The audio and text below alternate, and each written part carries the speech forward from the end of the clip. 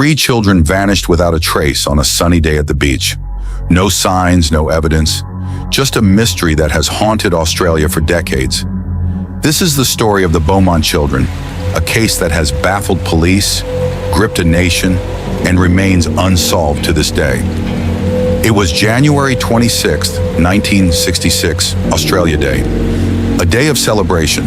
The Beaumont children, 9-year-old Jane, 7-year-old Arna, and 4-year-old Grant, left their home in the Adelaide suburb of Somerton Park to enjoy a day at Glenelg Beach, just a short bus ride away. It was a normal summer morning, the kind where nothing could go wrong. But as the sun set that evening, panic set in. The children were supposed to be home hours ago. Nancy and Jim Beaumont, their parents, waited anxiously, but the children never returned. What started as a frantic search quickly escalated. Police, volunteers, and even the military were called in to comb the beach, nearby streets and houses. Witnesses claimed they saw the children at the beach that afternoon. Some said they were with a strange man. Others mentioned seeing them playing near the water. Overlay police sketches of the man suspected to be with the children. This mysterious man quickly became the prime suspect, but no one knew who he was or what he wanted. The description was chilling. A tall, thin man, possibly in his mid-30s, with a sun-tanned complexion. Witnesses said he was seen talking to the children, offering them snacks, and playing with them as if they were his own. But who was he, and why did he vanish along with them? As days turned into weeks, the case grew colder, leads dried up, and the media frenzy only heightened the fear that a predator was lurking in Adelaide. Strange clues began to emerge. Letters supposedly from Jane Beaumont arrived, claiming the children were safe, but they were dismissed as cruel hoaxes. A witness came forward years later, saying she had seen a man matching the description near an abandoned house with 3 children. Cut to a reenactment of a shadowy figure leading children down an empty street. But every lead ended the same way. No solid evidence, no arrests, no answers. Theories began to swirl. Some believed the children were abducted by a stranger, while others speculated about a kidnapping gone wrong. Was it a crime of opportunity or something more sinister? Show images of like Bevan Spencer von Einem and Derek Percy, both infamous Australian criminals linked to similar cases. Theories even pointed to notorious criminals of the era, individuals linked to other unsolved disappearances. But nothing was ever confirmed, leaving only questions and a haunting silence. For the Beaumont family, life was never the same.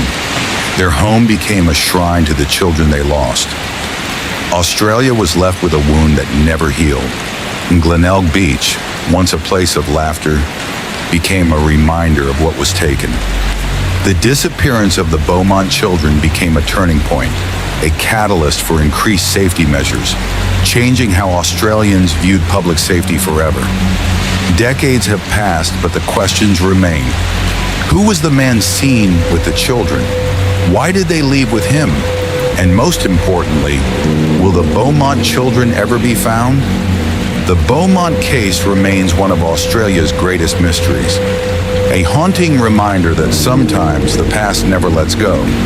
And though the case has faded from the headlines, it still lingers in the hearts of those who remember.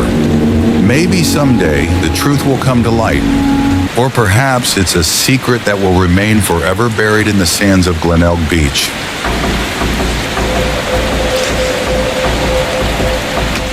In the heart of Bavaria, Germany, nestled deep within an isolated countryside, stood Hinterkaifeck, a quiet farmhouse where the Gruber family lived.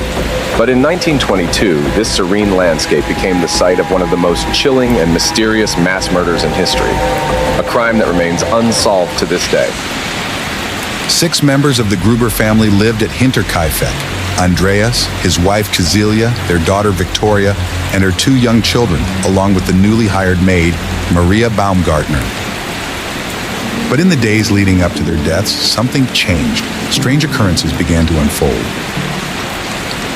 Unexplained footsteps echoed from the attic. Tools went missing. A set of footprints appeared in the snow, leading to the house from the forest, but never back.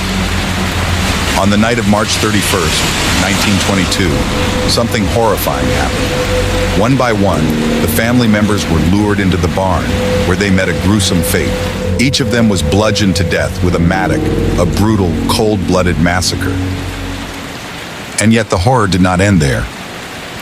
The youngest child, 2-year-old Joseph, and the maid, Maria, were found murdered inside the house, their lives snuffed out in a chilling silence. When investigators arrived, they were baffled. There were no signs of a struggle, no theft, nothing to suggest a motive. But then, a chilling discovery was made. Someone had been living in the farmhouse after the murders. Smoke had been seen rising from the chimney. Food had been eaten, and eerie footprints led from the attic to the family's living quarters, as if the killer had been watching them for days. Theories began to circulate. Was it a deranged drifter, a former lover of Victoria, or something far more sinister? Some pointed to local rumors, tales of supernatural entities haunting the farm. Others suggested it was a revenge killing or a twisted family secret brought to light. Whispers of a cover-up emerged, dark secrets buried within the walls of Hinterkaifeck. Despite extensive investigations, no one was ever arrested. No one was ever charged. The case grew cold and Hinterkaifeck was eventually demolished, but the mystery remained. Locals say the land is cursed, that on certain nights, if you listen closely, you can still hear footsteps echoing through the trees. The Hinterkaifeck murders are a haunting reminder that some secrets refuse to die. A diary was found containing strange entries. It hinted at fears, at whispers in the night, but no one knows what the Gruber family truly encountered in their final days. Was it a human hand that ended their lives, or something beyond our understanding?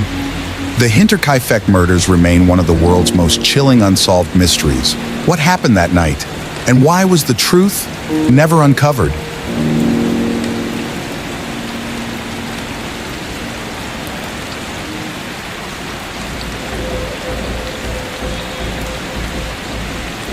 Mysteries that defy explanation.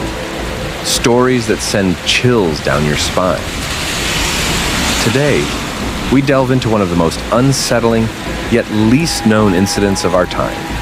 One that echoes the tragic fate of the 1959 Dyatlov Pass incident.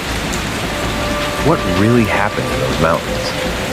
And why does it remain unsolved to this day?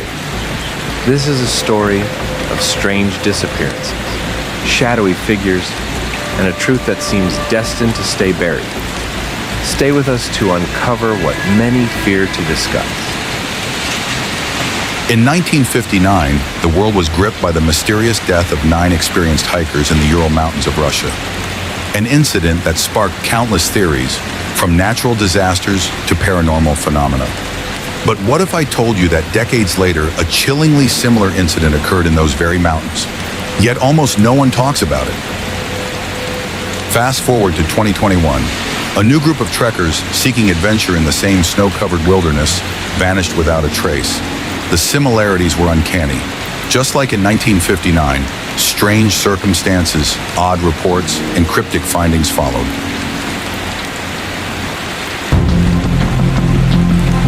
A group of 5 adventurers set out on a winter expedition in February 2021. Determined to reach the peak where the Dyatlov tragedy unfolded. Reports suggest they were well prepared, just like their predecessors. But soon after their departure, the group lost contact with the outside world.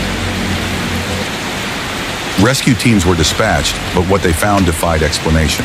Their campsite was abandoned, with their gear scattered in the snow, as if they'd fled in a sudden panic. Yet there were no signs of struggle or footprints leading away. Search parties described an overwhelming feeling of dread, as if they were being watched.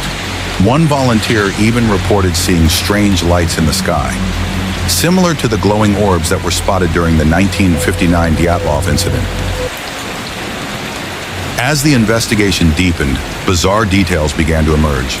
Local guides claimed that the trekkers had spoken about encountering a shadowy figure in the distance a day before they vanished. Some said it was merely a trick of the light. Others insisted it was something unnatural. Conspiracy theories quickly surfaced. Some pointed to secret military tests, while others blamed the region's long-standing legends of supernatural creatures. And then, there were those who whispered about cover-ups, government involvement, and forbidden experiments hidden in the remote wilderness.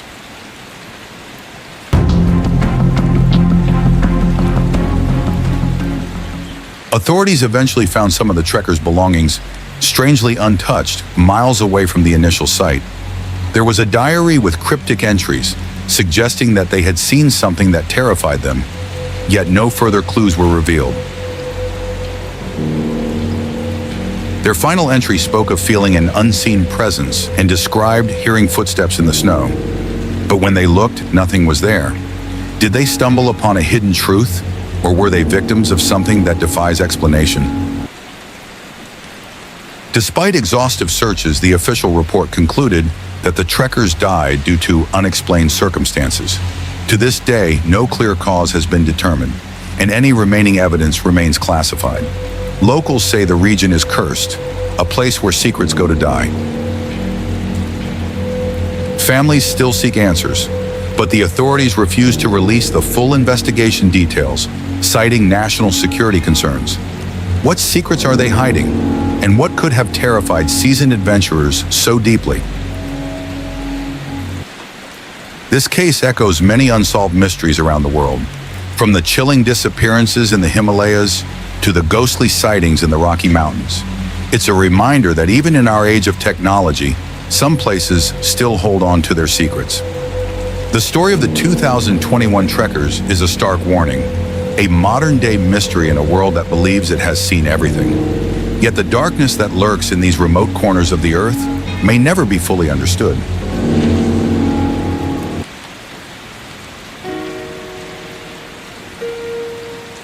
Maybe someday the truth will come to light, or perhaps it's a secret that will remain forever buried in the sands of time. Until then, we can only wonder, what really happened in the Ural Mountains? If you're as captivated by this mystery as we are, make sure to subscribe for more stories that defy explanation. Share your theories in the comments below. Perhaps you'll be the one to uncover the missing piece.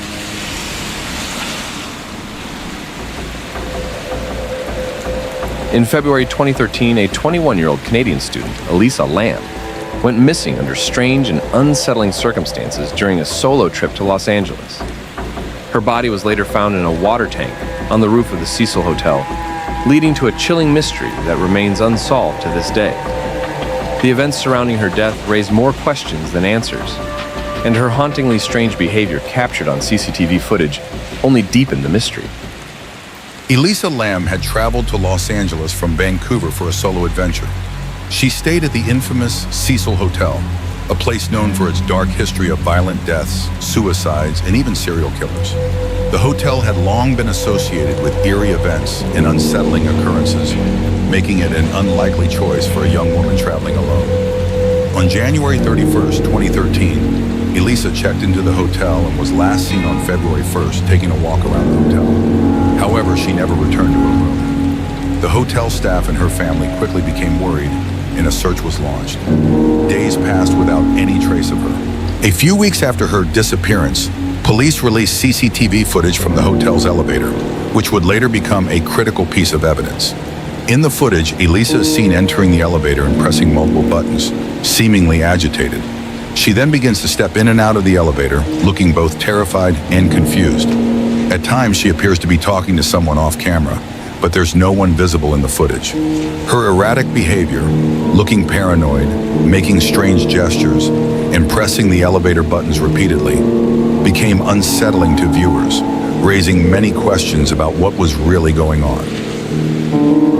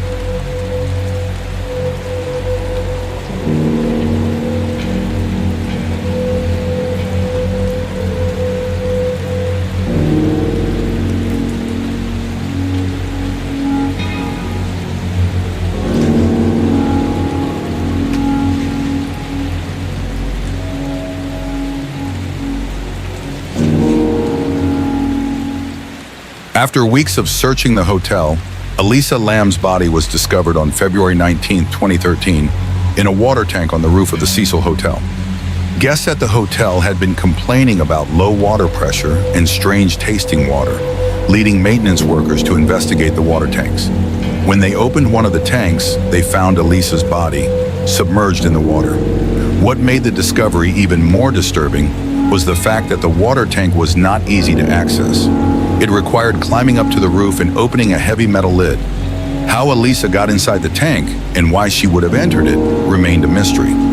Several theories have been proposed regarding Elisa's strange behavior and death. Accidental death. The most commonly suggested theory is that Elisa's death was an accident. Some believe she may have suffered from a mental health crisis, possibly triggered by bipolar disorder, which she had previously been diagnosed with. In this scenario, her erratic behavior in the elevator could have been a sign of a psychological episode. The elevator game. A bizarre urban legend known as the elevator game surfaced after Elisa's death. The game, which involves using elevators in a specific sequence, is said to open a portal to another dimension. Some theorists believe Elisa may have been trying to play this game, but something went horribly wrong, leading to her death. Foul play or murder. Many people suspect foul play, as Elisa's death seems suspicious. Some speculate that she was murdered, possibly by someone staying at the hotel or someone who had access to the hotel's restricted areas. The eerie footage of her in the elevator has fueled these theories, as it shows her interacting with an unseen presence. Supernatural theories. Given the haunted history of the Cecil Hotel, some believe Elisa's death was the result of paranormal activity. The hotel has been linked to notorious figures like Richard Ramirez, the Night Stalker, and has a dark history filled with suicides and unexplained deaths. Some believe Elisa's strange behavior was caused by malevolent spirits or forces.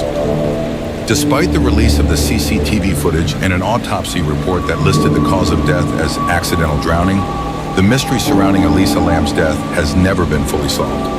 The theories surrounding her death, combined with the eerie footage of her final moments, continue to haunt viewers and leave people with more questions than answers. The Cecil Hotel itself has a long and disturbing history, adding to the unsettling nature of Elisa's death.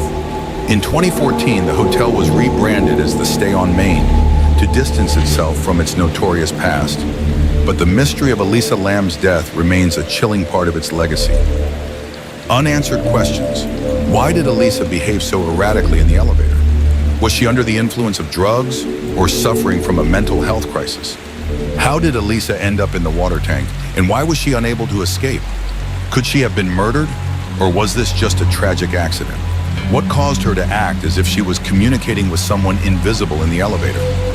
Elisa Lam's tragic death remains one of the most haunting and mysterious unsolved cases in recent history, with no clear explanation for the bizarre events leading up to her untimely demise. Thanks for watching this chilling tale of mystery. If you want to hear more real-life horror stories, don't forget to subscribe and hit the notification bell for more updates. On a serene summer night in June 1960, 4 teenagers set out on a camping trip by the tranquil Lake Bodom in Finland. The idyllic location promised a night of fun, but by the next morning, 3 of them were dead in one of the most brutal and mysterious unsolved crimes in Finnish history. The lone survivor's chilling testimony would plunge the case into decades of conspiracy theories, false leads, and haunting revelations. June 5th, 1960, Finland. 4 teenagers, Seppo, Niels, Irmeli, and Anya, set out for a weekend of camping by the picturesque Lake Bodom. Unbeknownst to them, this night would end in a horror story that still haunts Finland to this day. The group pitched their tent near the lakeside, a perfect summer night. But as the evening wore on, something ominous lurked in the shadows. The peaceful silence of the lake would soon be shattered. In the early hours of June 6th, an unknown assailant struck. The attack was swift and brutal. Seppo, Irmeli, and Anya were stabbed and bludgeoned to death inside the tent. Niels, the only survivor, was found outside, unconscious and severely injured. The crime scene baffled investigators. No footprints leading to or from the tent, no murder weapon. Only the bodies and the lone survivor, Niels, left to tell the tale. Niels, the sole witness, had no clear memory of the attack. Some believed he was too traumatized, while others suspected he might have been involved. As years passed, suspicions and accusations would follow him everywhere. Theories ran wild. Was it a jealous lover, a random maniac, or perhaps a supernatural force connected to the lake? One suspect, a local man named Carl Valdemar Gilstrom, confessed before his death, but police dismissed it as unreliable. Rumors spread of government cover-ups and satanic rituals near the lake. Witnesses claimed to have seen strange figures in the forest before the murders. But with every lead, the truth seemed to slip further away. To this day, the Lake Bottom murders remain Finland's greatest mystery. Who killed those teenagers? Why was Niels spared? Perhaps the truth lies at the bottom of the lake, or within secrets never to be revealed. Thanks for watching this chilling tale of mystery. If you want to hear more real-life horror stories, don't forget to subscribe and hit the notification bell for more updates. March 8, 2014, a date forever etched in history.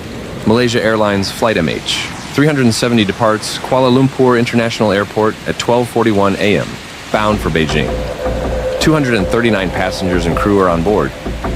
But within hours, the world would be plunged into one of the most baffling aviation mysteries ever known. The Boeing 777 was considered one of the safest planes in the skies. Its route was routine. Nothing seemed unusual as the aircraft climbed to its cruising altitude of 35,000 feet. At 1:19 a.m., Captain Zahari Ahmed Shah sends the last transmission. Good night, Malaysian 370. Minutes later, MH370's transponder goes silent. Radar indicates the plane makes an abrupt turn, veering west across the Malaysian peninsula. Military radar tracks it until it disappears over the Andaman Sea. It's as if the plane has vanished into thin air. An international search effort is launched immediately, involving 26 countries. The primary search area spans the South China Sea, but nothing is found. Days later, investigators reveal shocking new data. The plane flew for another 6 hours, heading into the vast and remote Indian Ocean. Using satellite handshakes, a kind of ping from the aircraft to a satellite, investigators trace its path. But this only deepens the mystery. Why would a plane intentionally divert thousands of miles off course? And where exactly did it go down? In 2015, a piece of debris washes ashore on Reunion Island, thousands of miles from the search zone. It's confirmed to be from MH370. Over the years, more fragments are found in the western Indian Ocean, suggesting the plane crashed into the ocean. But the main wreckage, along with its black box, remains missing. Speculation runs wild. Was it a mechanical failure? Unlikely given the plane's calculated movements. Pilot suicide? Investigators scrutinize Captain Zahari's personal life and find a flight simulator with a similar route. Or was it a hijacking? Some suggest rogue passengers or even state-sponsored terrorism. For the families of the 239 souls on board, the pain is unimaginable. Questions without answers. Hopes that flicker and fade. They demand closure, but with every passing year, the mystery grows colder. MH370 is a haunting reminder of the unknowns that still exist in our technologically advanced world. The search for answers continues, but for now, the mystery of flight MH370 remains unsolved. Thanks for watching this chilling tale of mystery. If you want to hear more real-life horror stories, don't forget to subscribe and hit the notification bell for more updates. In 1977, a quiet suburban house in Enfield, England, became the center of one of the most infamous paranormal events in history. The Hodgson family experienced terrifying poltergeist activity that would shock the world and leave investigators puzzled for decades. 1977, Enfield, England.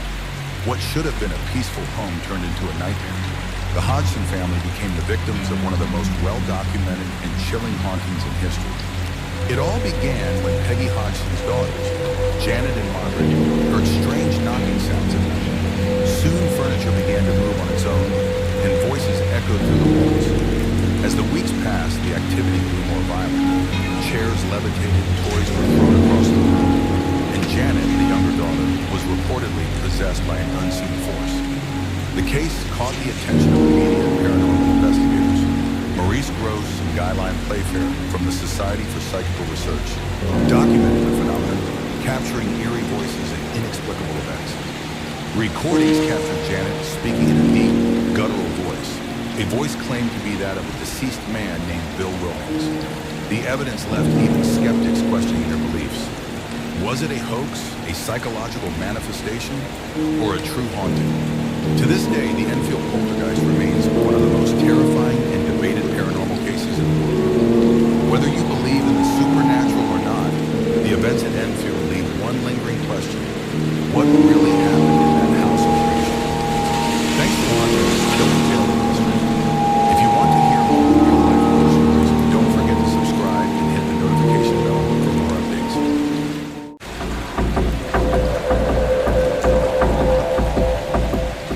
Hollywood in the 1940s was a city of dreams, where bright lights shone on the silver screen and fame seemed within reach. But in January 1947, that illusion was shattered by one of the most gruesome and mysterious murders in history, the brutal killing of Elizabeth Short, infamously known as the Black Dahlia. This is the story of her life, her tragic death, and the chilling mystery that still haunts us today. Elizabeth Short was born on July 29, 1924, in Hyde Park, Massachusetts. She grew up in a working-class family and dreamed of escaping her small-town life for the glamour of Hollywood. But like many dreams, hers came with challenges. Elizabeth had a complicated childhood. Her father abandoned the family when she was young, and her mother struggled to raise her and her siblings. Elizabeth's fascination with movies and Hollywood's golden age drove her to Los Angeles in search of stardom. Known for her striking beauty, jet black hair, and mysterious aura, Elizabeth quickly became a socialite in the Hollywood scene. But behind her charm and beauty was a life of struggle. She worked odd jobs, relied on friends for housing, and often found herself drifting through relationships. On the evening of January 9, 1947, Elizabeth Short was last seen alive at the Biltmore Hotel in Los Angeles. Witnesses say she was dropped off by a man who remains unidentified. She planned to meet her sister that night, but she never showed up. For 6 days, Elizabeth vanished. No one knew where she went or who she was with. Then on January 15, 1947, a horrifying discovery answered those questions in the worst way possible. On a cold morning in Leimert Park, a local woman named Betty Bersinger was walking with her daughter when she stumbled upon what she thought was a discarded mannequin. But as she got closer, she realized the horrifying truth. It was the mutilated body of Elizabeth Short. Elizabeth's body had been cut in half at the waist with surgical precision. Her face was mutilated with a grotesque Glasgow smile, a deep slash from ear to ear. Her body was drained of blood, and there were signs of torture. Whoever did this took the time to stage her body in an almost theatrical manner, leaving it in plain sight. The brutality of the crime shocked even the most hardened detectives. But what was even more chilling was the lack of evidence. No blood, no fingerprints, and no clear motive. The killer had planned everything meticulously. The LAPD launched one of the most extensive investigations in its history. Hundreds of suspects were questioned, and more than 70 people came forward confessing to the murder. But none of their confessions matched the evidence. Detectives were baffled by the precision of the cuts on Elizabeth's body. It suggested that the killer had medical knowledge or surgical training. One of the prime suspects was Dr. George Hodel, a wealthy physician with a dark past and disturbing tendencies. Years later, Hodel's own son, Steve Hodel, who was a retired detective, uncovered shocking evidence linking his father to the crime.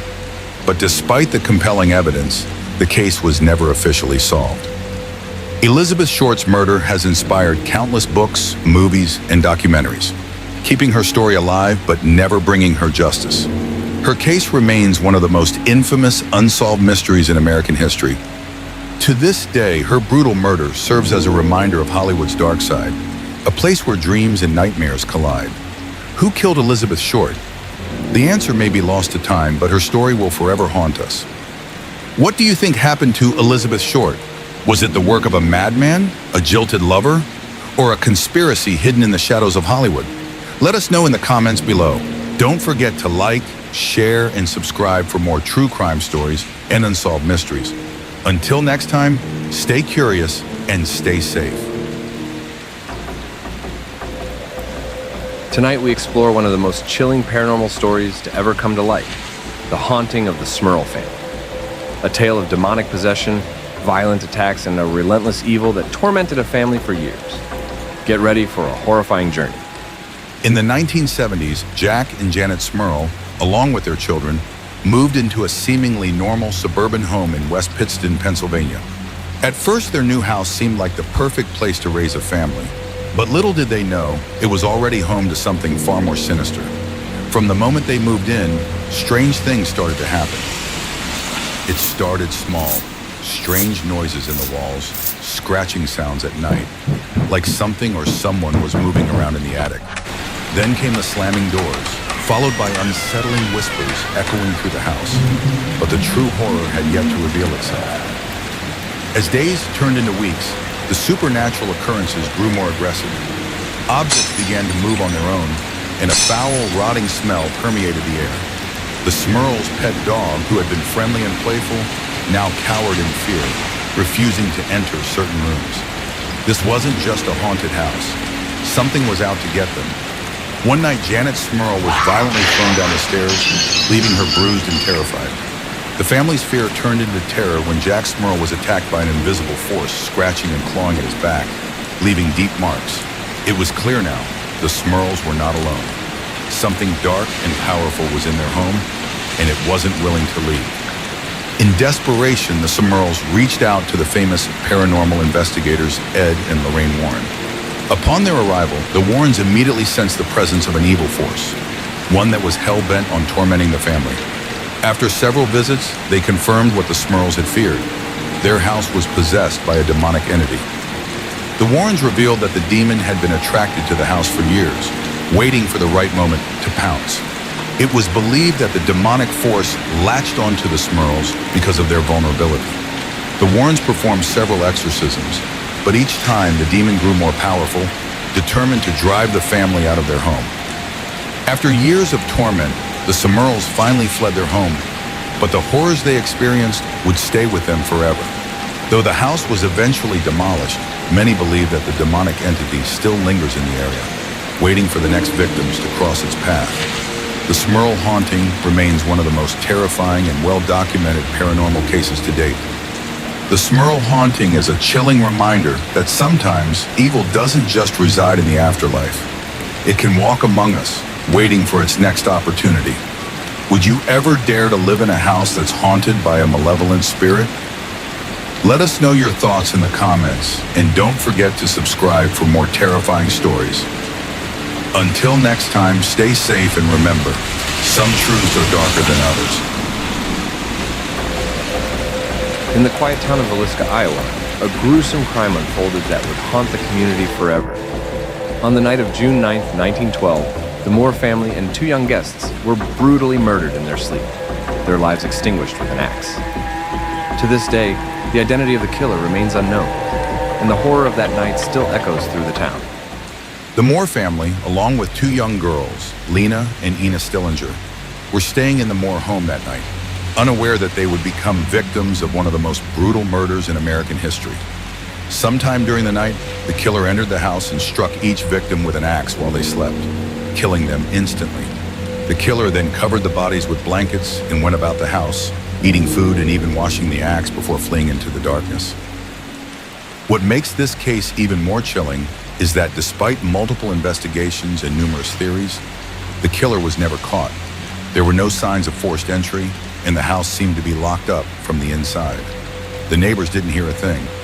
The murderer had committed the horrific crime without alerting anyone and disappeared as mysteriously as they had come. Over the years, several suspects were investigated, including a preacher named Reverend George Kelly, who was seen acting strangely around the time of the murders. He had previously been in the Moore household, but there was no concrete evidence linking him to the crime. Another theory suggests that the killer was someone from the town, possibly a former disgruntled worker or a jealous lover. But despite many leads, the case went cold. To add another layer of mystery, many believe that the house is haunted by the spirits of the murdered victims.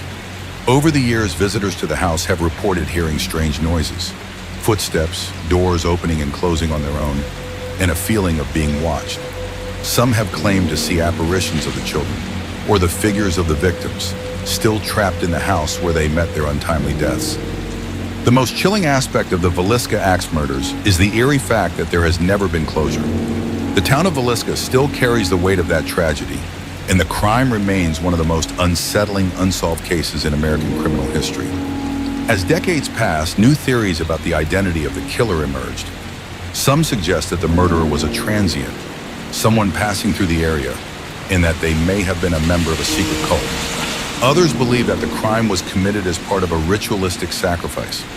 But no matter how many theories surface, the truth remains elusive, and the case of the Villisca axe murders continues to torment the town and the minds of investigators. The Villisca axe murders remain an unsolved mystery, and every year the case gains new attention as people try to unravel the truth behind the brutal killings. Who was the killer? Why did they commit such a horrific act? And why has no one ever been brought to justice? Was the killer someone close to the Moore family? Or was this a random act of violence by a stranger? The chilling atmosphere of Villisca, Iowa lingers to this day as the haunting question remains. Who is responsible for the Villisca axe murders? And why have they never been caught? The mystery of the Villisca axe murders has haunted America for over a century, leaving chilling questions in its wake. Will we ever uncover the truth, or is it a darkness that will never be revealed? Thanks for watching this chilling tale of mystery. If you want to hear more real-life horror stories, don't forget to subscribe and hit the notification bell for more updates.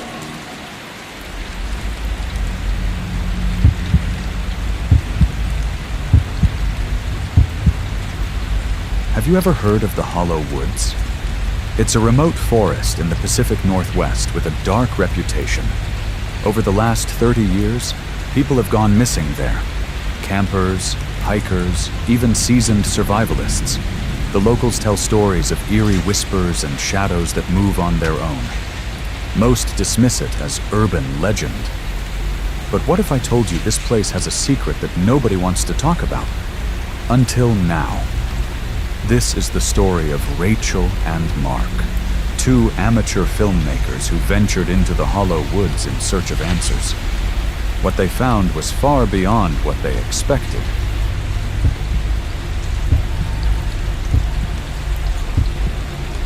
Rachel and Mark were true crime enthusiasts with a small but growing YouTube channel. Their latest idea? Investigate the Hollow Woods disappearance cases. They planned a weekend trip to document the area and interview anyone who could shed light on the mystery. Equipped with cameras, flashlights, and survival gear, they set off on a crisp autumn morning. The first day was uneventful. They met a few locals who warned them not to go too deep into the woods. One old man, sitting outside a gas station, muttered, "Stay on the marked trails. The woods don't like trespassers." Mark brushed it off as superstition, but Rachel couldn't shake the unease in his voice.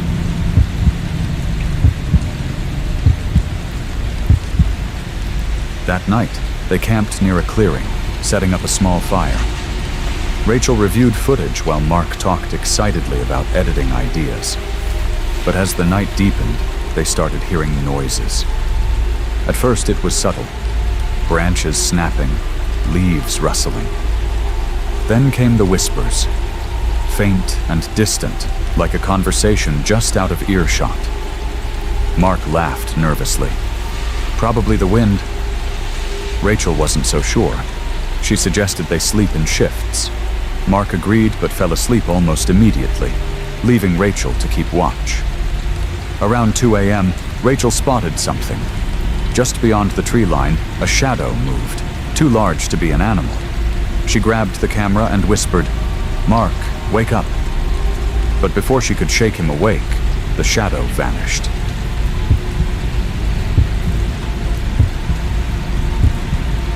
The next morning, they ventured deeper into the woods, following the direction of the shadow. They stumbled upon an old, abandoned cabin, covered in moss and vines. Inside, they found something chilling. Polaroid photos pinned to the walls. They were pictures of people, campers, hikers, families. Some of the faces looked eerily familiar from missing person reports Rachel had researched. One photo caught their attention. It was dated 3 weeks ago and showed a man in his mid-30s. His eyes were wide with fear, and he seemed to be running. Scribbled on the back were the words, "He's watching."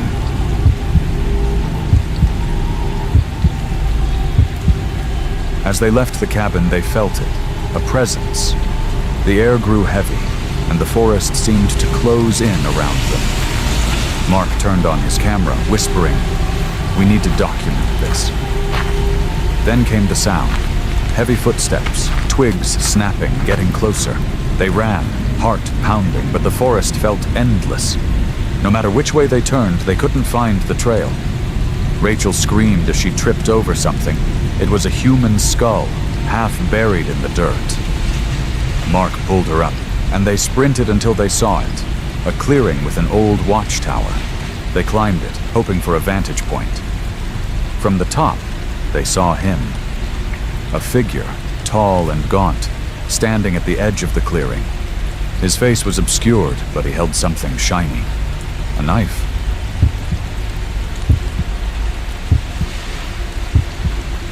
In the watchtower, they found a journal left behind by a forest ranger. The entries spoke of a hermit who lived in the woods, a man who went mad after his family disappeared there decades ago. The ranger had tried to warn authorities, but nobody believed him. The last entry read, "If you're reading this, it's too late. He's always watching." The footsteps below grew louder. The figure was climbing the watchtower. Mark and Rachel had nowhere to go. Desperate, Rachel remembered the emergency flare in her bag. She lit it and threw it down. The dry leaves caught fire, quickly spreading.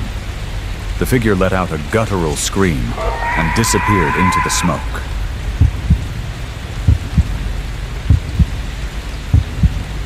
The fire attracted the attention of a search and rescue team, who found Mark and Rachel hours later. They were shaken, but alive. They reported everything: the cabin, the photos, the journal. Authorities launched an investigation, but the cabin was gone, consumed by the fire. The figure was never found. Mark and Rachel uploaded their footage, but it only deepened the mystery. Was the hermit real? Or was it something else? Something supernatural? The Hollow Woods kept its secrets, but one thing was certain: they were lucky to escape. The Hollow Woods remains a place of unanswered questions. Mark and Rachel's story is a chilling reminder that some places are better left unexplored. So, the next time you hear whispers in the woods, remember, you might not be alone.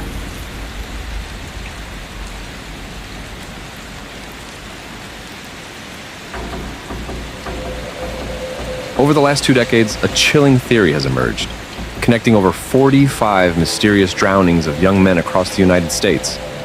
The victims, intelligent, athletic, and in their prime, vanish without explanation, only to be found later in rivers or lakes. Nearby, a sinister calling card appears, a smiley face scrawled on walls or trees. Is this the work of a serial killer? Or killers, lurking in the shadows? Or is it just a coincidence? Tonight we dive deep into the haunting mystery of the smiley face killers. The chilling pattern begins with young men in their 20s, bright students with promising futures. Take Patrick McNeil, a college student in New York City, who disappeared after leaving a bar in 1997. Weeks later, his body was discovered in the East River. Then there's Dakota James, a 23-year-old who vanished in Pittsburgh after a night out. His body was later found in the Ohio River, 40 days after his disappearance. In both cases, a smiley face was discovered near the location where their bodies were believed to have entered the water. But these aren't isolated incidents. Over 45 cases across 11 states share strikingly similar circumstances. Young men vanishing after nights out, their bodies turning up in water days or weeks later, often with no clear signs of struggle. In the early 2000s, retired detectives Kevin Gannon and Anthony Duarte began connecting the dots. They proposed that these drownings weren't accidental, but the work of an organized group of killers. Their theory hinges on a peculiar detail: smiley face graffiti near the crime scenes. Gannon and Duarte believe these marks are a taunting signature left by the killers, mocking authorities for their inability to solve the cases. While the smiley-faced killers theory has gained traction, it's not without its skeptics. Critics argue that drowning is one of the most common causes of accidental death for young adults, especially those who have been drinking. Moreover, graffiti like smiley faces is ubiquitous, making it difficult to link the markings definitively to the crimes. Law enforcement agencies, including the FBI, have dismissed the theory as speculative, citing a lack of concrete evidence to prove these deaths are connected. Despite the doubts, the similarities between the cases are difficult to ignore. Many victims share eerily similar profiles: white males in their early 20s, athletic, and academically successful. What's more unsettling is the geographical pattern. The deaths often occur near major highways, suggesting a highly mobile killer, or killers, using the waterways to dispose of their victims. Even more haunting are reports of strange behavior before some of the disappearances. Dakota James called a friend hours before he vanished, saying he felt like someone was following him. Other victims were described as unusually disoriented in their final moments. Whether or not the smiley-faced killers exist, these tragic deaths leave behind grieving families and unanswered questions. The victims deserve justice, and their stories demand our attention. What do you think? Are these deaths the result of a sinister conspiracy, or just a chilling coincidence? One thing is certain: the truth remains submerged, waiting to be uncovered. Thank you for joining us on this journey into one of the most chilling mysteries of our time. Don't forget to like, subscribe, and hit the bell icon to uncover more terrifying, unsolved stories. Share your thoughts in the comments below. Every theory brings us closer to understanding the truth. Until next time, stay safe and vigilant. The darkest truths often lurk in the shadows. Texarkana, a small town on the Texas-Arkansas border. In 1946, this quiet community became the site of one of the most terrifying and unsolved crime sprees in American history. Over 10 weeks, a masked killer attacked 8 people, killing 5. The case remains a haunting enigma, earning the name the Phantom Killer. Tonight, we'll revisit the events that plunged a town into terror, dissect the chilling details of the attacks, and explore the theories that still baffle investigators. It all began on a cold February night in 1946. Jimmy Holla, 25, and his girlfriend, Mary Jane Larry, 19, parked their car on a secluded lover's lane outside Texarkana. They thought they were alone until a shadowy figure emerged from the darkness.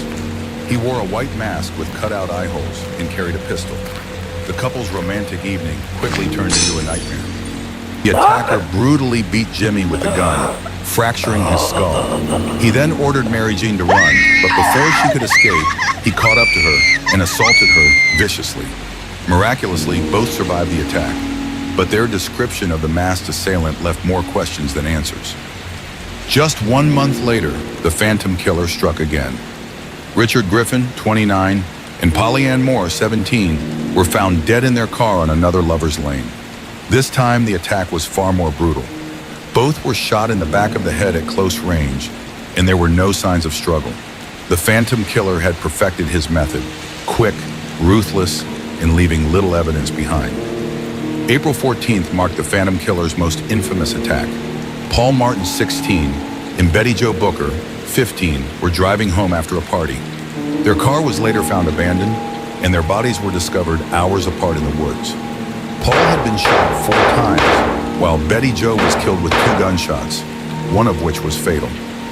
The Phantom's final attack occurred on May 3rd, targeting a couple in their farmhouse. Virgil Starks, 37, was shot through a window while sitting in his living room. His wife Katie was wounded, but managed to escape to a neighbor's house for help.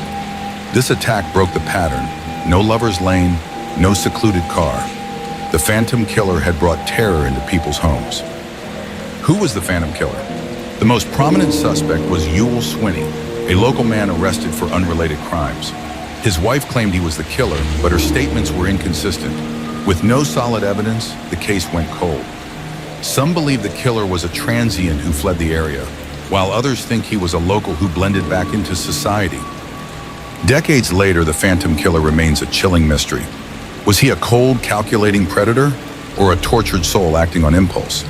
The Texarkana Moonlight Murders left a scar on the town and created a legend that still captivates and terrifies.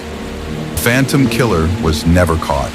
The truth lies buried in the shadows of Texarkana, waiting for someone brave enough to uncover it. Thank you for joining us on this chilling journey into one of the darkest mysteries in American history. The Phantom Killer may have vanished, but the fear and questions remain, echoing through the years. If this story left you with chills, imagine how many others out there remain untold, waiting to be unearthed. What do you think happened on those moonlit nights in Texarkana? Share your theories in the comments. Every clue brings us closer to the truth. Don't forget to like, subscribe, and hit the bell icon to uncover more terrifying, unsolved mysteries. Until next time, stay curious, stay cautious, and remember, the darkest truths often hide in plain sight.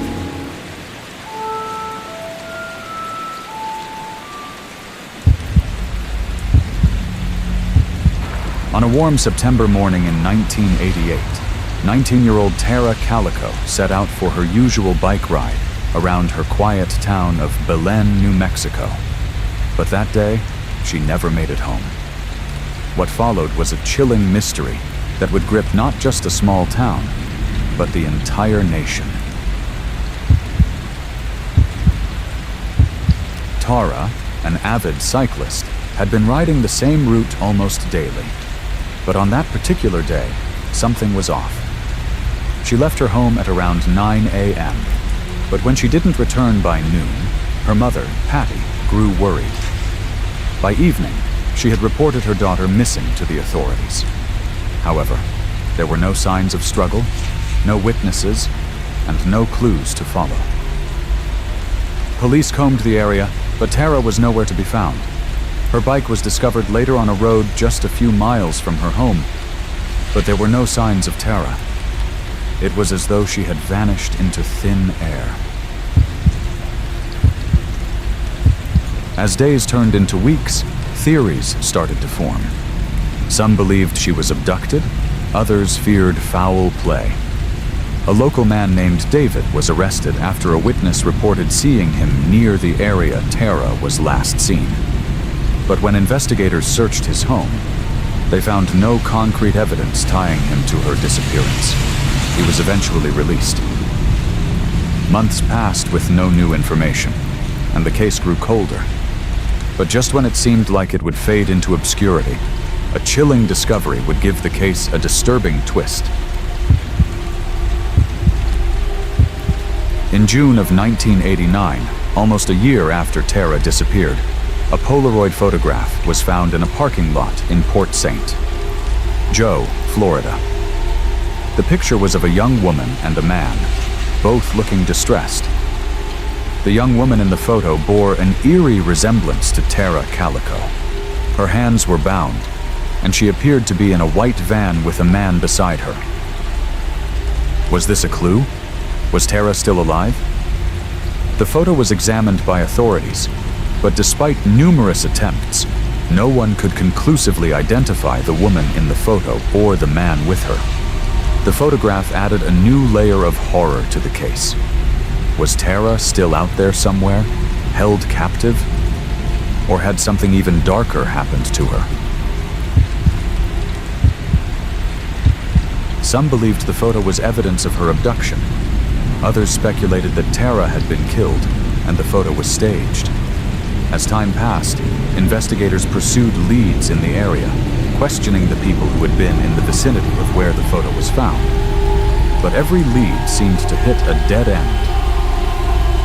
Some witnesses claimed the van in the photo resembled a white van that had been seen in the area around Tara's last known location.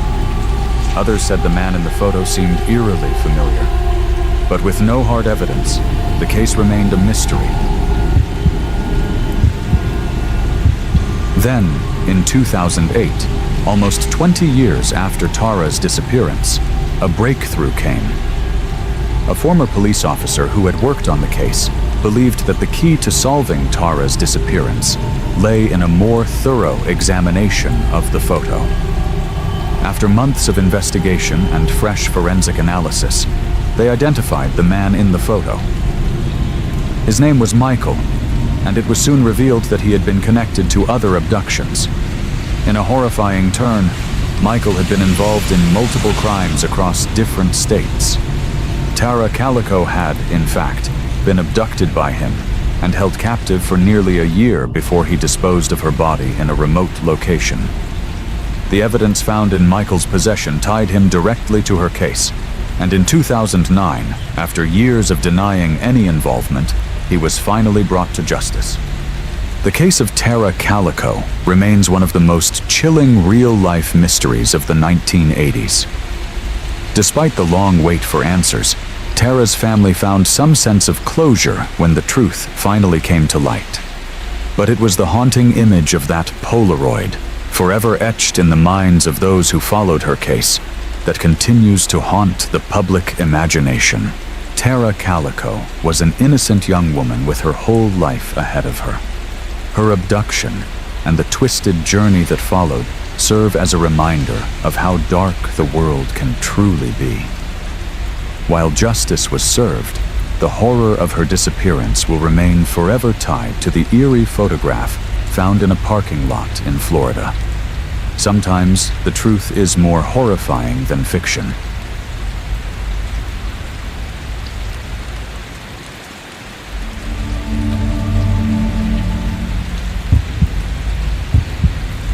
For decades, the US government denied the existence of Area 51, a remote base in the Nevada desert, shrouded in secrecy, hidden behind mountains, and protected by armed guards, motion sensors, and high-tech surveillance. But over the years, strange leaks, eyewitness testimonies, and eerie encounters have painted a disturbing picture of what really happens behind those barbed wire fences. What lies beneath the desert floor? What horrors have unfolded in those secret hangars? Tonight, we dive into terrifying encounters and chilling stories connected to the world's most mysterious military base. In the summer of 2018, two hikers, Mark and Darren, set out on a weekend trip near the Nevada Test and Training Range. They knew they were close to Area 51, but they never planned to go near the perimeter. Or so they thought. They had mapped out a hiking trail that was miles away from the restricted zone. However, as the sun began to set, they realized something was wrong. Their GPS was malfunctioning. It kept rerouting them in circles. That's when they heard it. A deep, mechanical humming, like an aircraft engine, but unlike anything they had ever heard before. Looking up, they spotted a dark triangular object hovering silently above them. Within seconds, it shot away at an impossible speed. The two men, now fully aware they had seen something they weren't supposed to, turned back. But before they could get far, blinding floodlights appeared behind them. A convoy of black SUVs emerged from the darkness, blocking their path. Armed men in military uniforms stepped out, demanding their identification. They were forced to the ground, handcuffed, and blindfolded. Mark later recounted that during the ride, he could hear a strange clicking sound. It wasn't the sound of a radio. It was organic, like an insect communicating. Then a deep guttural breathing. Someone, or something, else was in that vehicle with them. They were eventually released miles away in the desert with a warning. Forget what you saw. If you talk, you disappear. A former employee at Area 51, who refused to reveal his identity, claimed to have worked as a night shift technician in an underground facility. According to him, the base extends far deeper than the public knows. He spoke of entire underground cities, massive research labs, and containment areas. He was never given full clearance, but one night, he took a wrong turn. He found himself in a hallway unlike any other. It was lined with reinforced glass panels, and behind them were things he could not explain. Creatures, some humanoid, others barely recognizable as living beings.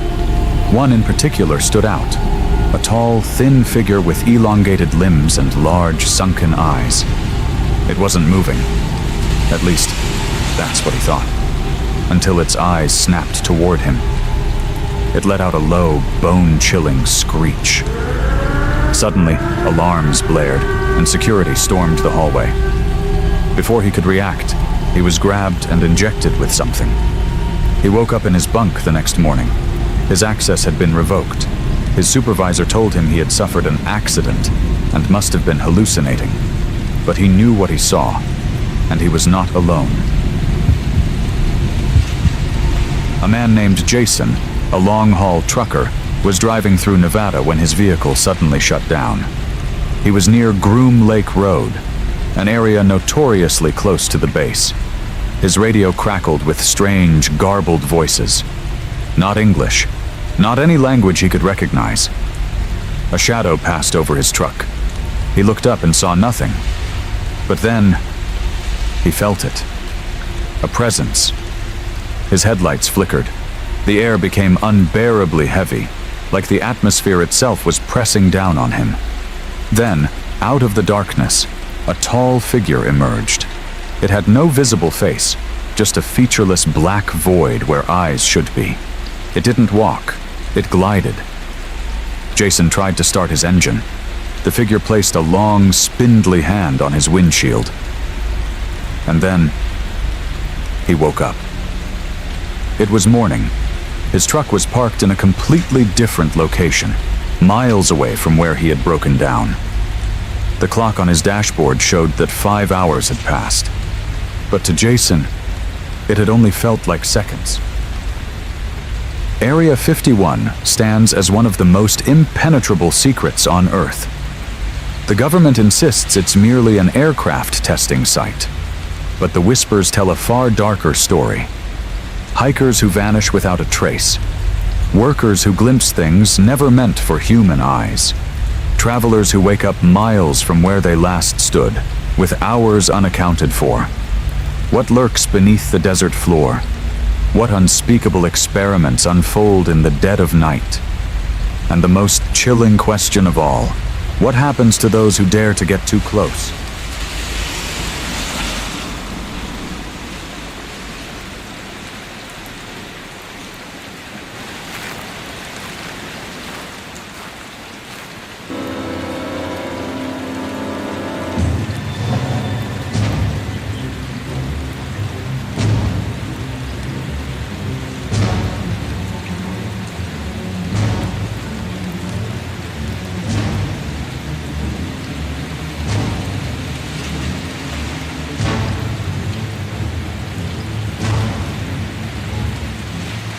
Deep in the heart of the Californian wilderness, beyond the veil of ancient redwoods, lies a place shrouded in secrecy and drenched in shadows.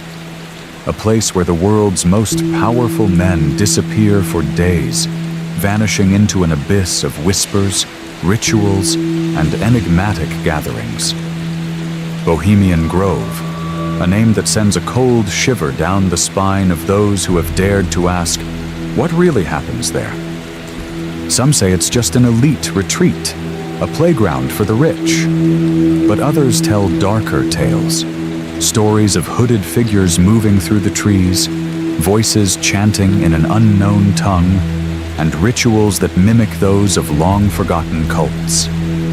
Every summer, the most influential people in the world arrive in secrecy, their meetings hidden from the eyes of the public. No cameras, no recordings, no trace of what is said or done within those woods. Why? What are they hiding? Tonight we take you inside the grove, where history, power, and the occult intertwine, where bonfires blaze in the dead of night, and where the echoes of something ancient, seem to linger among the towering trees. Are you ready to uncover the truth? If so, hold tight and don't look away. Bohemian Grove was founded in 1872 by the Bohemian Club, an exclusive group of wealthy journalists, artists, and businessmen who sought to create a retreat where they could engage in intellectual discussions and artistic pursuits. But over the years, the guest list evolved. U.S. presidents, members of the Federal Reserve, Supreme Court justices, and powerful CEOs became regular attendees. Names like Richard Nixon, Ronald Reagan, Henry Kissinger, and even more recent political figures have all walked these grounds. But what's most unsettling is that these meetings are off limits to the public. No recordings, no press, just the world's most influential figures meeting under total secrecy. The sheer level of exclusivity has fueled countless theories about what truly transpires here. One of the most infamous rituals that takes place at Bohemian Grove is something called the cremation of care. Picture this: a massive wooden owl, nearly 40 feet tall, standing before a lake, its enormous eyes glowing in the flickering light of torches. Hooded figures in red, black, and white robes chant in unison, their voices echoing through the trees. A lifelike human effigy. Some say it represents conscience, others claim something darker, burning in front of an audience of elites, all cheering and laughing. Officially, this is said to be a symbolic ritual, a way for these powerful men to release their worries before their retreat. But some believe it's something far more sinister, perhaps even a form of dark worship. There are whispers that this ceremony isn't just symbolic. Some claim it resembles ancient sacrificial rites, possibly linked to secret occult traditions. The owl itself, referred to as the Owl of Bohemia, bears a striking resemblance to Moloch, a deity historically associated with child sacrifice. Whether or not this is coincidence, it's hard to ignore the eerie undertones. Why would the most powerful people in the world gather to burn an effigy in a strange nighttime ceremony? And why has this tradition continued for over a century? Over the years, a handful of outsiders have managed to infiltrate the grove. The most famous was journalist Alex Jones, who secretly filmed part of the cremation of care ceremony. The footage was eerie: robed figures, flames lighting the night sky, and a booming voice declaring their offering to the Owl of Bohemia. But there have been other, lesser-known accounts. Employees, former guests, and even anonymous whistleblowers have spoken of strange gatherings, eerie symbols carved into the trees, and whispers of occult practices. One former worker described hearing unsettling laughter late at night, echoing through the trees, even though no one was supposed to be in that part of the grove. Another spoke of strange, candle-lit meetings in hidden parts of the woods, where high-ranking individuals seemed to be engaged in something that felt unnatural. Some have claimed to witness strange symbols drawn in the dirt or carved into the bark of the trees, occult sigils whose meanings remain unclear.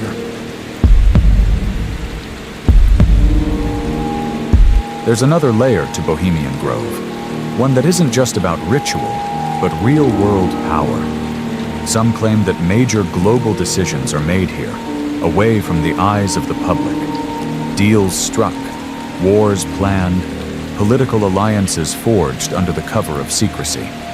The Manhattan Project, the top-secret initiative that led to the creation of the atomic bomb, is rumored to have been discussed at Bohemian Grove before it was ever public knowledge. If that's true, what else has been decided in those forests?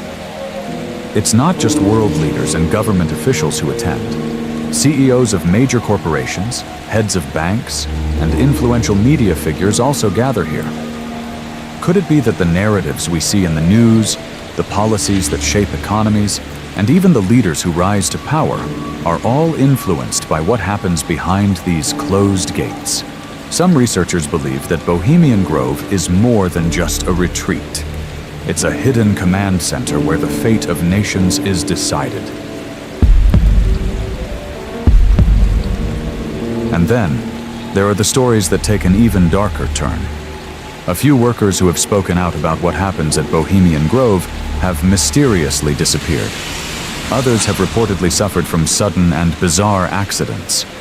One security guard claimed to have seen something he wasn't supposed to. His body was found weeks later, under mysterious circumstances, with no real explanation given. There have even been whispers of unmarked graves deep in the forests surrounding the grove. Some speculate that these could be the remains of people who either trespassed or knew too much.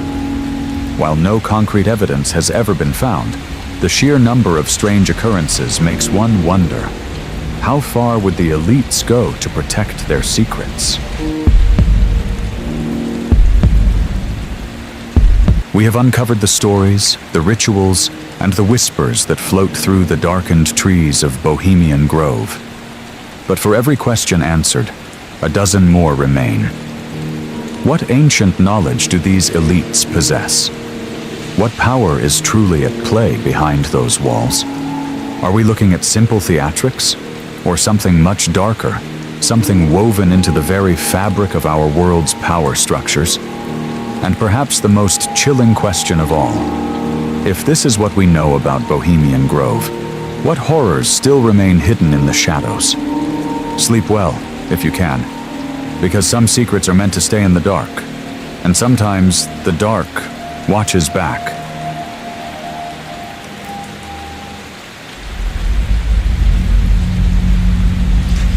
There are places in this world that simply disappear, not just abandoned or forgotten, but erased, like they were never even there. This isn't a ghost story. It isn't folklore. It's something much worse, because what I'm about to tell you actually happened. A town of over 3,000 people vanished without a trace, overnight. And the scariest part? There's evidence that something, or someone, took them. October 17th, 1979. It was early morning when a long-haul truck driver named Jim Harper was making his usual route through the Midwest. He had driven through the town of Ravenswood dozens of times before. He knew the roads, the gas stations, even the old diner at the edge of town. But that morning, something was wrong. Jim slowed his truck down. The road signs were missing. The familiar streetlights? Gone. Even the buildings he expected to see completely vanished. Instead, all he saw was a vast, empty field, stretching as far as the eye could see. It was like someone took a giant eraser and wiped the whole damn town off the map. There wasn't even a foundation left.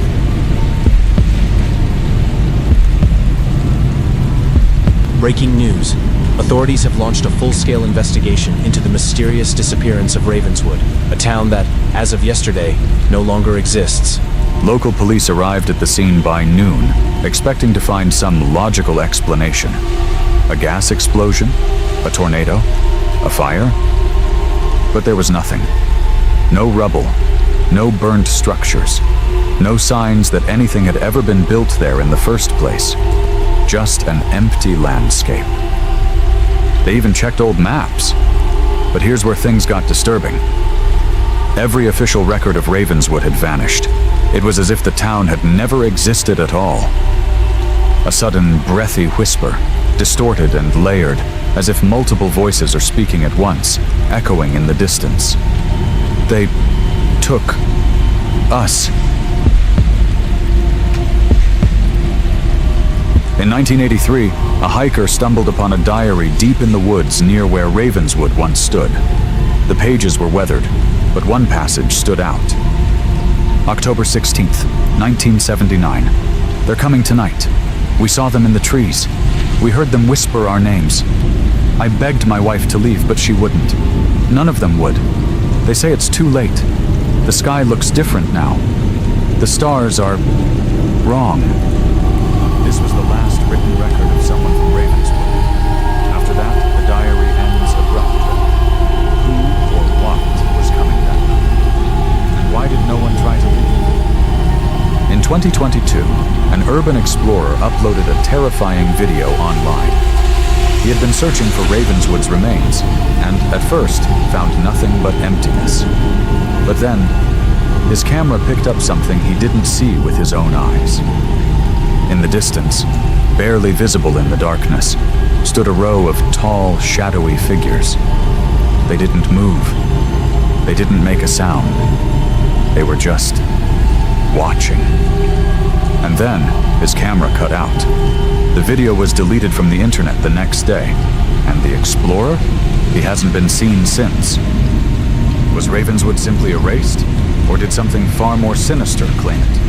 Leave your theories in the comments, and if you crave more true horror stories, subscribe now, before they vanish, just like Ravenswood.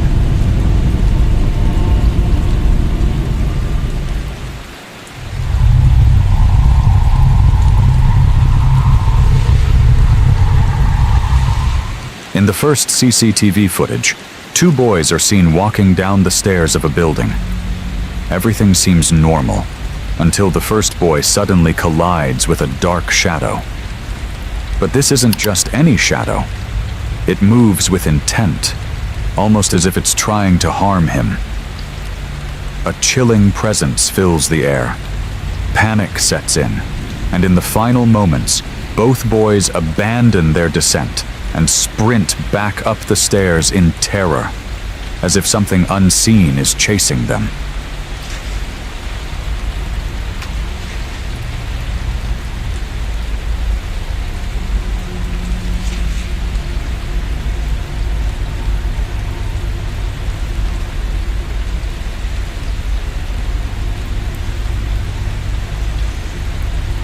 In the second footage, two office workers enter an elevator.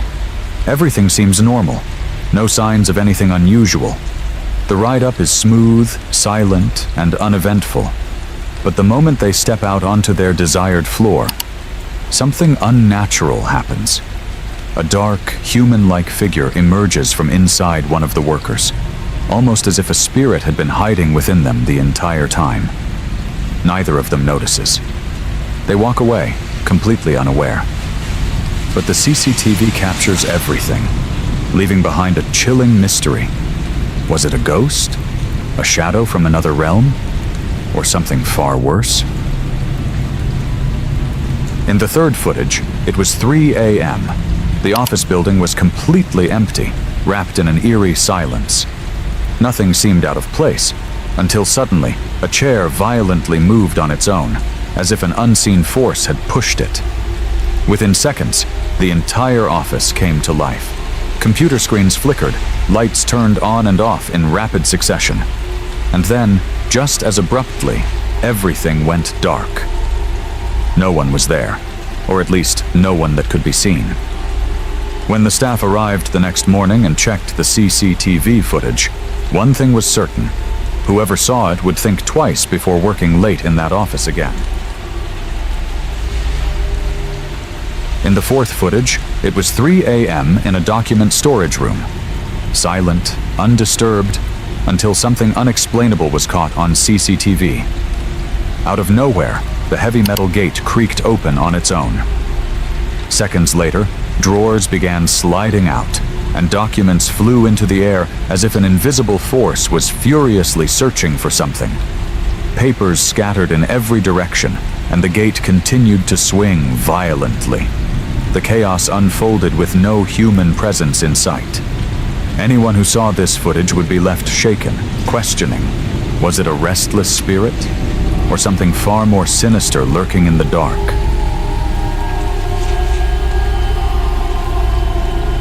In the fifth footage, a girl was sleeping peacefully, unaware of the dark presence lurking in her room. The silence was unsettling. And then, without warning, the door creaked open on its own. A chilling pause. Then something pulled her blanket away with an invisible force. Panic set in as she jolted awake, reaching for the light switch. But just as she turned it on, the lights began to flicker uncontrollably, plunging her into a nightmare she never saw coming. Was it a ghost? A shadow lurking in the darkness? Or something far worse, watching her as she slept?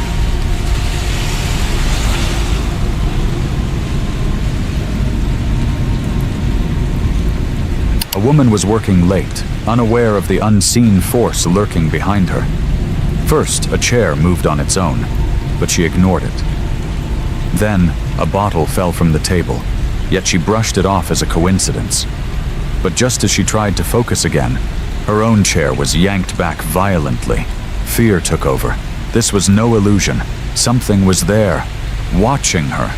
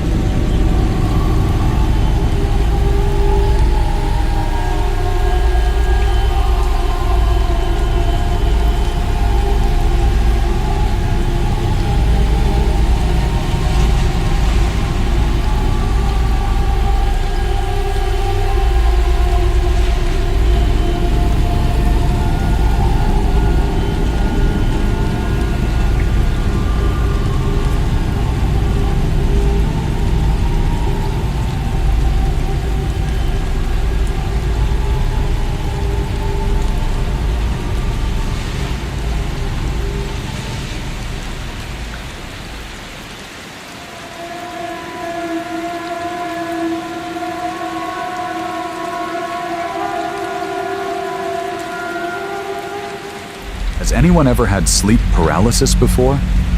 It's one of the strangest, most fascinating yet horrifying things you could experience. You wake up, but your body refuses to move. You try to scream, but nothing comes out. And then, you see it, lurking in the shadows, watching you. Tonight, we dive into 5 terrifying stories of sleep paralysis that will make you dread falling asleep.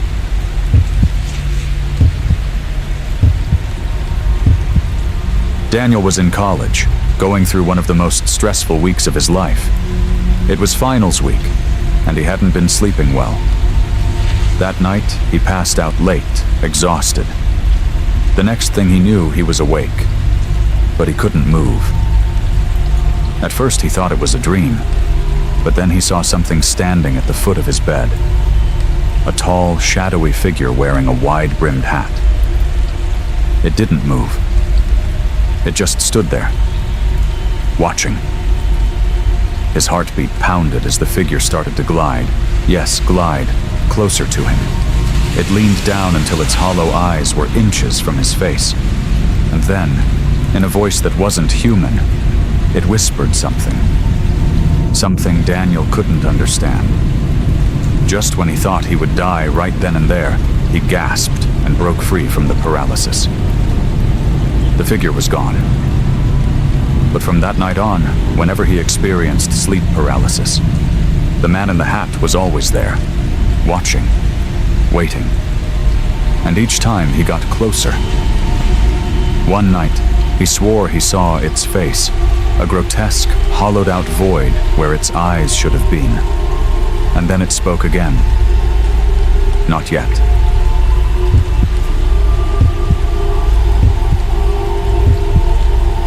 Maya had her first sleep paralysis experience in her college dorm.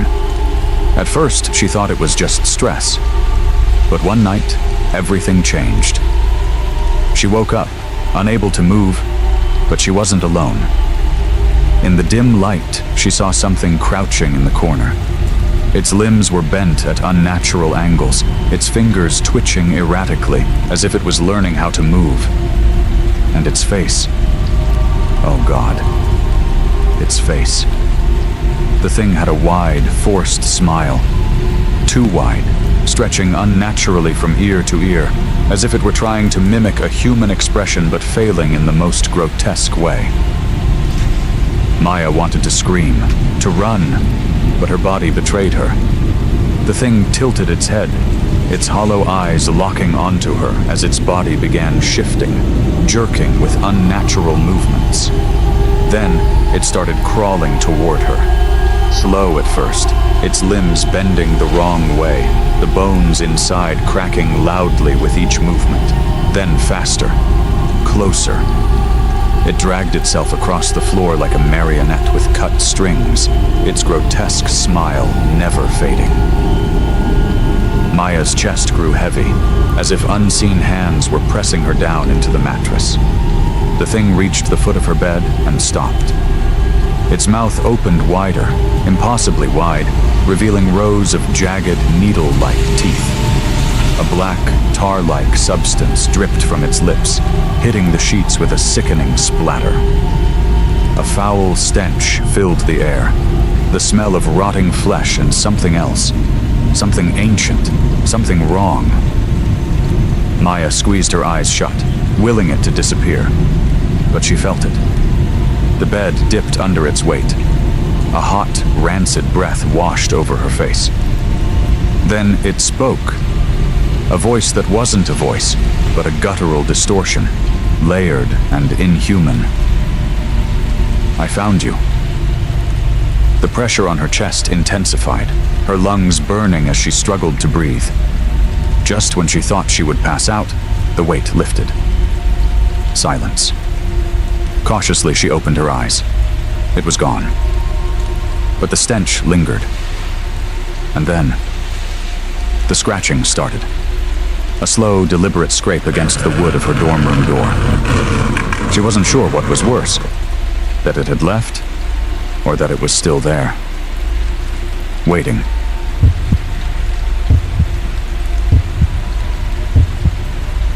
Jason had experienced sleep paralysis before, but nothing like this. One night, he woke up, paralyzed, but instead of seeing something in his room, he heard something. A faint scratching sound, coming from under his bed. It started slow, a rhythmic, deliberate drag. Then it grew frantic, like nails raking against the wooden floor. His breath hitched as the sound got closer. Then it stopped. Then he felt it. A cold, clammy hand wrapped around his ankle, fingers impossibly long and thin, pressing into his skin with inhuman strength. His body stiffened in sheer terror as the grip tightened, pulling. Harder, stronger. His legs felt heavier, like he was sinking into the mattress. His sheets twisted around him like restraints, and he realized whatever was under his bed wanted him down there with it. He tried to scream, but no sound came out. His vision blurred as his body trembled against the force dragging him downward. The wooden frame of the bed groaned, the mattress creaking under unseen pressure. He felt his calf begin to slip beneath the bed frame into the unknown darkness below. Just as his mind teetered on the edge of madness, he snapped awake. The room was still. The grip was gone. But when he hesitantly looked under his bed, the air turned ice cold. There, in the darkness beneath, two gleaming, inhuman eyes stared back at him. And then, it whispered his name.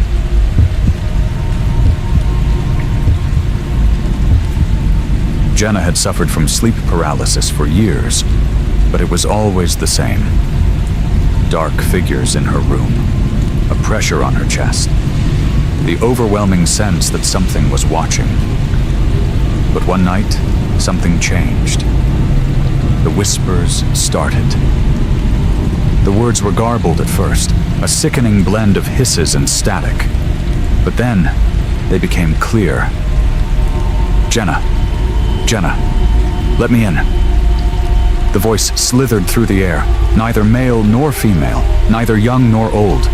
It was something else, something ancient, something hungry. The closet door groaned as it inched open, on its own. A mass of darkness shifted inside, its limbs moving like tangled marionette strings. It grew taller, stretching toward the ceiling, its mouth splitting into a twisted, jagged grin. Jenna tried to close her eyes, to block out the horror, but her lids wouldn't shut. She could only watch as the figure stepped out, its elongated fingers twitching as it dragged itself toward her. The room seemed to shrink, the air thick with decay. The shadow loomed over her, its hollow eyes locked onto hers. A long, skeletal hand reached forward, fingers wrapping around her throat. The last thing she saw before the darkness consumed her was its mouth, stretching open, revealing an endless abyss of writhing, whispering faces. And then, the world went black.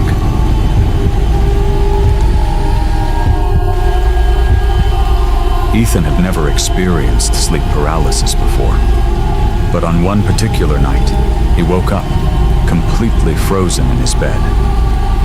At first, he thought he had simply woken up too suddenly, his body still sluggish from sleep. Then he noticed something. His bedroom mirror wasn't reflecting the room correctly. Everything in the reflection seemed slightly off. His bed was there, his desk, his chair.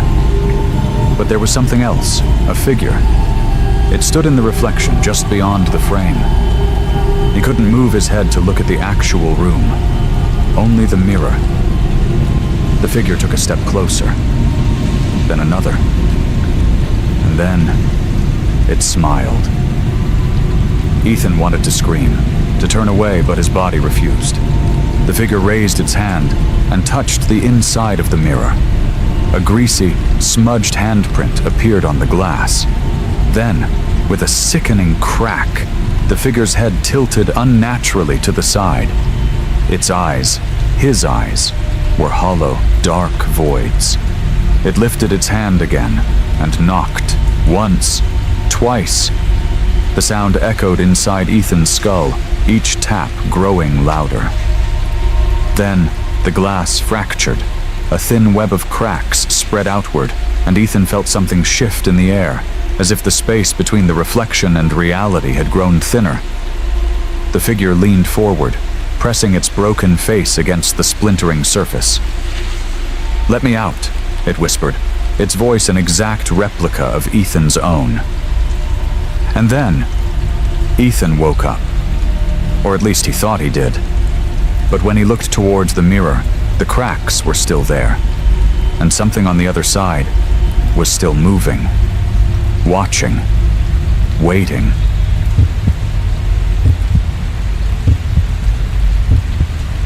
Liam never believed in the supernatural. Sleep paralysis, he told himself, was just a trick of the brain, a nightmare bleeding into waking life. But what happened that night wasn't a trick. It wasn't a nightmare. It was something else. He woke up, frozen, staring at the ceiling. The room was quiet. Too quiet. Not even the usual hum of his heater. Just silence. And then, he heard it. A voice, No, not one voice. Many. Whispers layered over each other, coming from somewhere in the room. He couldn't make out the words at first. Just a low, urgent murmur, rising and falling, shifting from one side of the room to the other. The voices weren't speaking to him. They were speaking about him. He strained to listen, his body rigid with terror. Then, just as the whispers turned clear enough to understand, they stopped. A thick, heavy silence filled the air. His pulse thundered in his ears, his breath shallow. Then, just when he thought it was over, something repeated what the whispers had said. The voice was right next to him, too close. A wave of cold air brushed against his ear. Liam's body screamed for him to move, to run, but he was trapped. His eyes darted frantically around the room until they landed on his closet door. It was open, just an inch, but he was certain, absolutely certain, he had closed it before going to bed. The air grew heavy, pressing down on him like a crushing weight. Then, from inside the closet, something stepped out. It wasn't a person. It was taller, thinner, limbs stretching too long, fingers dragging against the floor as it moved. Its head was tilted at an unnatural angle, its face hidden in the shadows. But Liam could feel its gaze drilling into him, watching, studying. Then, in one sickening, jerky motion, it snapped its head upright. Liam's breath hitched as the thing crawled onto his bed, its limbs folding unnaturally as it crept closer. He could hear its breathing now, ragged, hungry. A single bony finger pressed against his chest, cold and sharp as a knife. The voices from before returned, whispering, chanting. His vision blurred, his heartbeat slowed. The room around him darkened as if something was pulling him under. Just as his mind teetered on the edge of unconsciousness, the thing leaned in close, its mouth wide and gaping, nearly touching his ear. And then, it spoke. The weight vanished. Liam gasped, jerking upright. His room was empty. The closet door was shut, but the whispers still echoed inside his head. And in the silence, he realized something even worse. He could still feel the pressure of that cold, bony finger right over his heart,